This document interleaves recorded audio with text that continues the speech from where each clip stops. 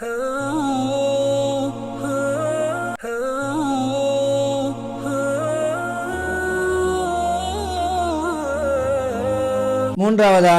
பைத்துல் மக்திஸ் அல் மஸ்ஜிதுல் அக்ஸாவுடைய குத்துபா, இந்த குத்துபா ஷேக் இக்ரிமா சபிர் ஹபிதுல்லாஹ் இருந்தார்கள். அதாவது அமல்களிலே அல்லாஹ்வுக்காக என்ற தூய்மையான எண்ணம், அதே போன்று சதி மோசம், நம்பிக்கை துரோகம் செய்வது ஹராம் என்ற இரண்டு தலைப்பை உள்ளடக்கி அமல்களிலே தூய்மை தேவை, வாழ்க்கையிலே பண்பாட்டிலே நம்பிக்கை தன்மை தேவை, நம்பிக்கைக்கு மோசடி நம்பிக்கை துரோகம் இருக்கக்கூடாது என்ற இரண்டையும் இணைத்து ஹம்து ஸலவாத்.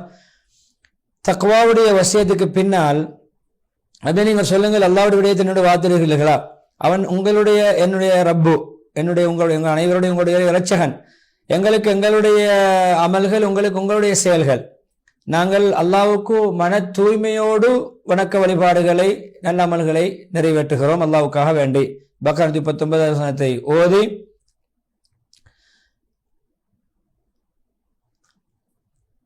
இஹ்லாஸ் உள்ளவர்களுக்கு சுபசோபனம் உண்டாகட்டும். மன தூய்மை உள்ளவர்கள், அவர்கள் தான் நேர்வழியின் ஒளி விளக்குகள். அவர்களை விட்டும் ஒவ்வொரு இருள் சூழ்ந்த ஃபித்னாக்கள், குழப்பங்கள் எல்லாமே நீங்கிக் கொள்கின்றன. அவர்கள் குழப்பத்துக்கு ஆளாகாமல் அது ஒதுங்கி போகிறது. குழப்பத்தை விட்டும் அவர்கள் பாதுகாக்கப்படுகிறார்கள். அவர்கள் சார்பாக குழப்பங்கள் எல்லாம் ஃபித்னாக்கள் எல்லாம் இல்லாதொழியும் என்ற ஹதீஸை சொல்லிவிட்டு, கண்ணியமான சஹாபி அப்துல்லா இப்னு அப்பாஸ் ரலியல்லாஹு அன்ஹு அறிவிக்கக்கூடிய ஹதீஸ், ஒரு மனிதர் நபி ஸல்லல்லாஹு அலைஹி வஸல்லம் வந்து, யா ரசூலல்லாஹ், நான் பல போர்க்களங்களிலே கலந்து கொள்கிறேன், பல நல்ல பல காரியங்களை செய்கிறேன், அல்லாஹ்வுடைய திருப்பொருத்தத்தையும் நாடித்தான் செய்கிறேன், அதே போன்று என்னுடைய இந்த நான் செய்கின்ற முயற்சி, நான் புரிகின்ற சாதனை, நான் இறைவனுக்காக வேண்டி செய்கின்ற இந்த விடயங்கள் மக்களால் பார்க்கப்பட வேண்டும் என்றும் விரும்புகிறேன். அல்லாஹ்வுக்காக வேண்டிய எண்ணமும் இருக்கிறது, மக்கள் என்னை பார்க்க வேண்டும் என்ற ஒரு எண்ணமும் ஏற்படுகிறது என்று சொல்லி ஒரு கேள்வி, இதற்கு என்ன தீர்வு என்று கேட்டார். நபி ஸல்லல்லாஹு அலைஹி வஸல்லம் அவர்கள் பதில் சொல்லவில்லை. இந்த ஆயத்திறங்கியது, கண்ணியமான இந்த ஆயத்திறங்கும் வரைக்கும் நபி அல்லாஹ்வே அந்த கேள்விக்கு பதில் சொல்கிறான். யார் இறைவனை சந்திக்க, அதாவது மறுமை நாளை ஆதரவைக்க, இறைவனை நிலைமுறை சந்திக்க வேண்டும் என்று யார் ஆதரவு வைக்கிறாரோ, அல்ல இறைவனை சந்திக்க வேண்டும் என்ற அச்சத்தோடு யார் வாழ்கிறாரோ, அல்லாஹ்வுக்கு முகம் காட்ட வேண்டுமே, அல்லாஹ் சந்திக்க வேண்டுமே, அல்லாஹ் இடத்துல கேள்விகளை கேட்பான், என்னுடைய அமல்களை அவன் தானே கூலி தர வேண்டும் என்ற ஒரு அச்சத்தோடு யார் வாழ்வாரோ அவர் நல்லமல் செய்ய வேண்டும். இறைவனுக்கு புரிகின்ற வணக்க வழிபாடுகளிலே வேறு யாரையும் இணையாக்க கூடாது. எனவே அல்லாஹ்வுக்காக வேண்டி என்ற எண்ணம் மாத்திரம் இருக்க வேண்டும். உங்களுடைய சாதனைகள், நீங்கள் புரிகின்ற அர்ப்பணிப்புகள், நீங்கள் செய்கின்ற அமல்கள் பிறரால் பார்க்கப்பட வேண்டும், நோக்கப்பட வேண்டும் என்ற எண்ணத்தை விட்டுவிடுங்கள் என்ற வழிகாட்டலிலே கட்டளையிலே அந்த ஆயத்திறங்கிய சூரா கஹஃப் 110வது வசனம். தொழுகையாளிகளே, முஸ்லிம்களே, இந்த கண்ணியமான ஆயத் என்பது சூரா கஹஃப் ஒரு ஆயத், அது மக்கி சூரா, மக்காவில் இறங்கிய சூரா.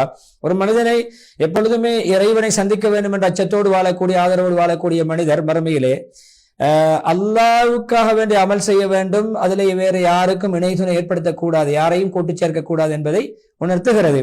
தொழுகையாளிகளே, அல்லாஹ்வுடைய ரசூல் ஸல்லல்லாஹு அலைஹி வஸல்லம் அன்பர்களே, நண்பர்களே, நம்முடைய கண்ணியமான இஸ்லாமிய மார்க்கம் இருக்கிறது. பொதுவாக இஹ்லாஸோடு செய்யப்படுகின்ற அமலைத்தான் அது ஏற்றுக்கொள்ளும், வேற எதையும் ஏற்றுக்கொள்ளாது அல்லாஹ்வுக்காக. அதே போன்று அது உண்மையான தூய்மையான எண்ணம் கலந்த அமல்கள் தான் கணக்கெடுக்கப்படும், மற்ற எல்லாமே புறக்கணிக்கப்படும். கண்ணியமான சஹாபி உமர் ரலியல்லாஹு அன்ஹு அறிவிக்கக்கூடிய ஹதீஸ், பிரபலமான ஹதீஸ், ரசூலுல்லாஹி ஸல்லல்லாஹு அலைஹி வஸல்லம் அவர்கள் சொன்னதை நான் கேட்டேன், அமல்கள் எல்லாமே எண்ணங்களை பொறுத்து தான் ஏற்றுக்கொள்ளப்படும், அமையும். ஒவ்வொரு மனிதருக்கும் தான் எண்ணியது கிடைக்கும், தன்னுடைய நியத்துக்கு ஏற்ற கூலி கிடைக்கும். யாருடைய ஹிஜ்ரத் போகக்கூடிய ஒரு மனிதர் அல்லாஹ்வுக்காக வேண்டிய, ரசூலுல்லாஹி ஸல்லல்லாஹு அலைஹி வஸல்லம் வேண்டிய ஹிஜ்ரத் செய்தார், அல்லாஹ்வுடைய கூலியை எதிர்பார்த்து ரசூலுல்லாஹி ஸல்லல்லாஹு அலைஹி வஸல்லம் அவர்களுடைய முறையை பேணி, கட்டளையை பேணி அவருடைய ஹிஜ்ரத் அல்லாஹ்வுக்காக வேண்டிய, ரசூலுக்காக வேண்டியும் அமையும், அல்லாஹ்வுடைய கட்டளைக்கு நபியுடைய முறைக்கு பொருத்தமாக அமையும், அல்லாஹ்வுக்காக என்று அமையும். யாருடைய ஹிஜ்ரத் தன்னுடைய அடையக்கூடிய அடையும் துனியாவை இலக்காக கொண்ட ஒரு துனியாவுடைய அற்ப லாபத்தை மையமாக கொண்டு அமையுமோ, குறிக்கோளாக கொண்டு அமையுமோ, அதே அல்லது ஒரு பெண்ணை திருமணம் முடிப்பதற்காக வேண்டி மக்காலிருந்து மதீனாவுக்கு செல்கிறார், ஹிஜ்ரத் செல்கிறார், அங்குள்ள ஒரு பெண்ணை திருமணம் முடிக்கின்ற நோக்கத்திலே அவர் எதிர்பார்த்த துனியாவும் அவர் எதிர்பார்த்த பெண்ணும் அவர்களுக்கு கிடைக்கும். அதாவது அல்லாஹ்வுக்காக வேண்டிய என்ற எண்ணம் அவர்கள் கிடையாது. எனவே அந்த ஹிஜ்ரத் அல்லாஹ்வுக்காக வேண்டிய என்று அமையாது என்ற ஹதீஸில் உள்ள அந்த பிரபலமான ஹதீஸை சொல்லிவிட்டு, தொழிலாளிகளை, இஸ்ரா மியாராஜ் பூமியுடைய சொந்தக்காரர்களே, பிள்ளைகளே, அங்க குடிமக்களே, பொதுவாக இஹ்லாஸ் என்பது எப்பொழுதுமே ஒரு மனிதனுடைய இஹ்லாஸ் இருக்கின்ற பொழுது, மன தூய்மை இருக்கின்ற பொழுது, அவருடைய உள்ள மகம் சுத்தமாக இருக்கின்ற பொழுது அது என்ன செய்யும் தெரியுமா? அவரை நம்பிக்கை துரோகம், கலப்படம், சதி மோசத்திலிருந்து அவரை தடுக்கும். அது இஹ்லாஸ், அது ஹராம் என்பதை உணர்த்தும். ரசூலுல்லாஹி ஸல்லல்லாஹு அலைஹி வஸல்லம் சொன்னார்கள், எங்கள் மீது யார் எங்களுக்கு எதிராக ஆயுதத்தை சுமப்பாரோ தூக்குவாரோ அவர் எங்களை சேர்ந்தவர் அல்ல. எங்களுக்கு சதிமோசம் செய்தவர், நமக்கு நம்பிக்கை துரோகம் செய்தவர் எங்களை சேர்ந்தவர் அல்ல. எனவே இன்னொரு விதத்திலே அறிவிப்பிலே எங்களுக்கு துரோகம் செய்யக்கூடிய எங்களை சேர்ந்தவர் அல்ல, நம்பிக்கை மோசடி செய்யக்கூடியவர், சதிமோசம் செய்யக்கூடியவர் எங்களை சேர்ந்தவர் அல்ல. இந்த ஹதீஸ் கண்ணியமான ஹதீஸ் எப்பொழுதுமே பொதுவாகவே நம்பிக்கை துரோகம், சதிமோசம், கலப்படம் கூடாது என்பதை பொதுவாக தடுக்கிறது, எல்லா கட்டங்களிலும் தடுக்கிறது. முஸ்லிம்கள் சில கண்ணியமான சில ஹதீஸ்கள், அதாவது நம்பிக்கை துரோகம் செய்யக்கூடிய சதிமோசக்கார ஆட்சியாளர்களோடு சம்பந்தப்பட்ட சில ஹதீஸ்கள் இருக்கின்றன. அது அந்த அந்த அந்த ஆட்சியோடு சம்பந்தப்பட்ட நம்பிக்கை துரோகம், சதிமோசம்தான் மிக பயங்கரமான சதிகளில் ஒன்று. சதிமோசங்களிலே மிக பயங்கரமான ஆட்சி அதிகாரத்தோடு சம்பந்தப்பட்ட நம்பிக்கை துரோகம், அங்கு சம்பந்தப்பட்ட அதாவது மோசடி.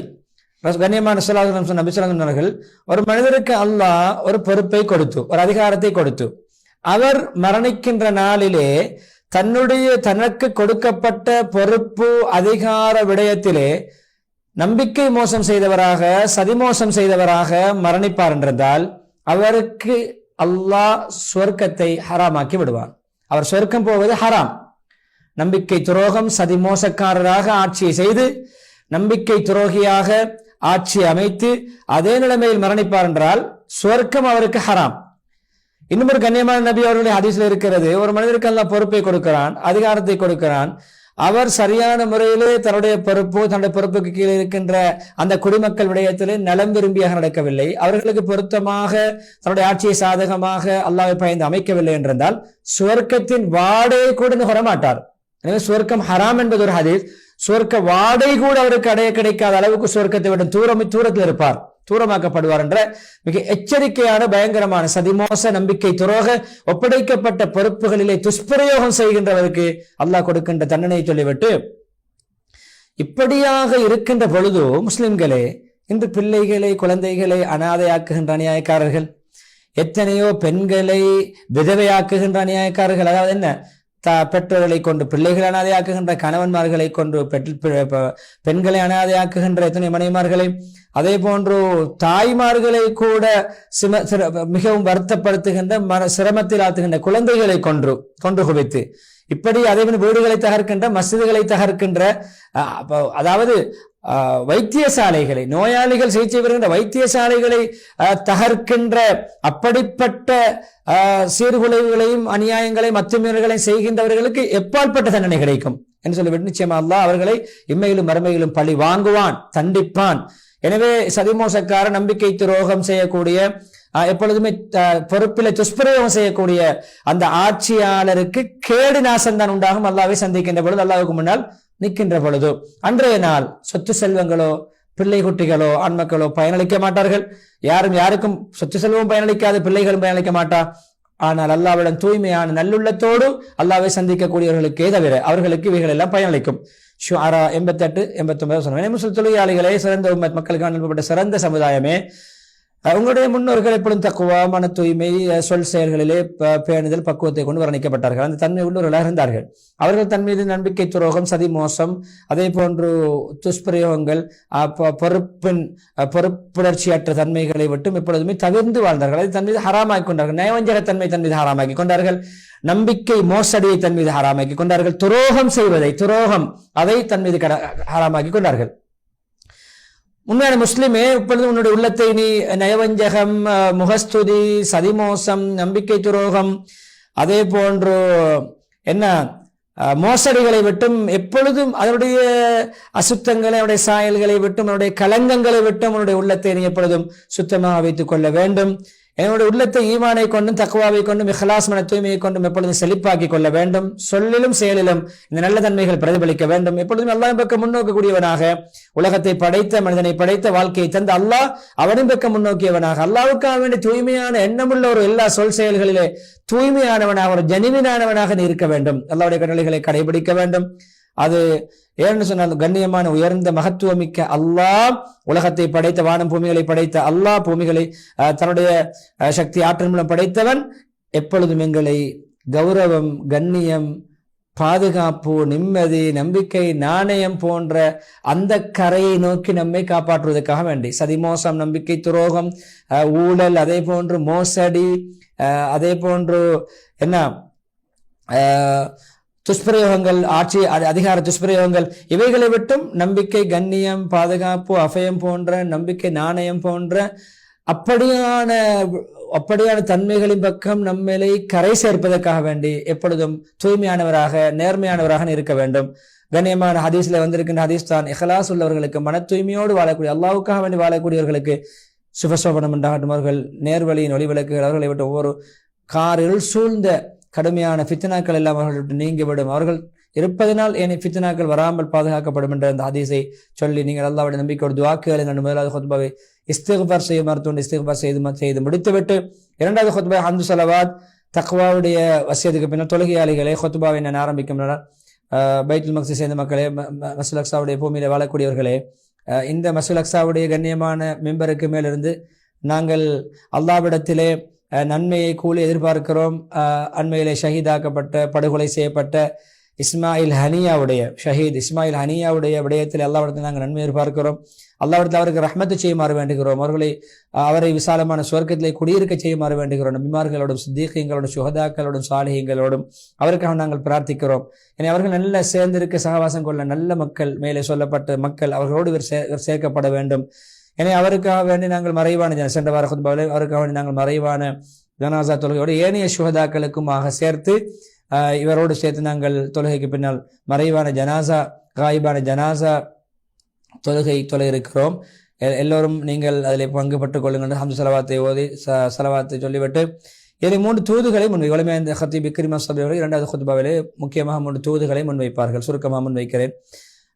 தேர்வு பரீட்சையிலே, அதாவது யூனிவர்சிட்டி அட்மிஷன் கிடைத்த மாணவர்களை நான் வாழ்த்துகிறேன். மாணவிகளை நல்ல பெறுபேறுகள் பெற்று நீங்கள் பல்கலைக்கழகத்துக்கு நுழைகிறீர்கள். பொதுவாக எல்லோரையும் நான் வாழ்த்துகிறேன், பிரார்த்திக்கிறேன். அவர்களுக்கு எப்பொழுதெல்லாம் தௌஃபீக் செய்ய அனுகூலங்களை வழங்க வேண்டும். பல்கலைக்கழக கல்வி சீரும் சிறப்புமாக அமைய வேண்டும், கல்வி பயணம் சிறப்பாக அமைய வேண்டும் என்று எப்பொழுதுமே நான் துஆ கேட்கிறேன். அதே போன்று வீணான நாங்கள் இப்படியான அவர்களுக்கு அல்லாஹ் நல்ல கல்விக்கு வழிவகுக்க வேண்டும் என்று பிரார்த்தனை செய்து வாழ்த்திவிட்டு, எப்பொழுதும் எங்களுடைய எல்லா கட்டங்களிலும் நாங்கள் எங்களுடைய கஸா, அதே மாதிரி சோர்கள், ஜவுலான், சோல்கரம், ஜனீன், கல்கைலியா போன்ற ஊர்கள் வாழக்கூடிய அந்த மக்களை, சிரமப்படக்கூடிய மக்களை நாங்கள் அவருடைய உணர்வுகளை பேணி நடக்க வேண்டும். எல்லா கட்டங்களிலும், எல்லா இடங்களிலும் அவர்களுடைய உணர்வுகளை நாங்கள் பேணி நடக்க வேண்டும். எப்பொழுதும் அவர்களுக்கு ஏற்படுகின்ற சிரமங்கள், கஷ்டங்களை காட்டி பிள்ளைகளை வளர்க்க வேண்டும். பெற்றோர் மீது கடமை. அவருடைய உணர்வுக்கு மதிப்பளித்து அவருடைய கவலை துக்கங்களை பங்கெடுக்க வேண்டும் என்ற அந்த விடயத்தை சொல்லிவிட்டு, இரண்டாவது தூதாக குதுசுடைய மக்களுக்கு, பைத் மக்சூடைய மக்களுக்கு நான் சொல்கிறேன், தொழுகைகளை நீங்கள் மஸ்ஜிதுல் அக்ஸாவிலே ஜும்மா தொழுகைக்கு நீங்கள் சமம் அளிக்க வேண்டும். அதே போல தொழுகைகளுக்கு மேலுக்கான சமம் அளிக்க வேண்டும். எப்பொழுதுமே நீங்கள் எந்த கட்டத்தில் இருந்தாலும் எல்லோருமே அவர்களுடைய வைபவங்களாக இருக்கலாம், களியாட்டங்களாக இருக்கலாம், ஆகமான முறை அமைத்துக் கொள்ள வேண்டும். ஹராம்களை தவிர்த்து கொள்ள வேண்டும். தொழுகையை நீங்கள் அதில் பால்படுத்தி விடக்கூடாது. எனவே தொழுகை இல்லாத களியாட்டங்களாக ஆகமாக்கப்பட்ட வைபவங்களை நாங்கள் ஆக்கிக் கொள்ளக்கூடாது. எனவே எப்பொழுதுமே ஆடம்பரம் இல்லாமல், கூச்சல் சத்தங்கள் இல்லாமல், கூக்கல்கள் இல்லாமல், அத்துமீறல்கள் இல்லாமல் நாங்கள் சமூக அதாவது நம்முடைய வைபவங்களை அமைத்துக் கொள்ள வேண்டும் என்று சொல்லி, தொழுகையை நாங்கள் மஸ்ஜித் அக்ஸாவுக்கு வந்து குறிப்பாக ஜும்மாவை மஸ்ஜித் அக்ஸாவிலேயே நிறைவேற்ற முயற்சிக்க வேண்டும் என்று சொல்லிவிட்டு, மூன்றாவது தூதாக மஸ்ஜித் அக்ஸாவை பற்றி நான் உங்களுக்கு முன்வைக்கிறேன். மஸ்ஜித் அக்ஸாவுடைய பொறுப்பில் விடுகிறேன். எப்பொழுதுமே அது ஜியோனிசவாதிகளால், யகூதிகளால், யூதர்களால் அது இலக்கு வைக்கப்படுகிறது, தாக்கப்படுகிறது, அபகீர்த்தி ஏற்படுத்தப்படுகிறது.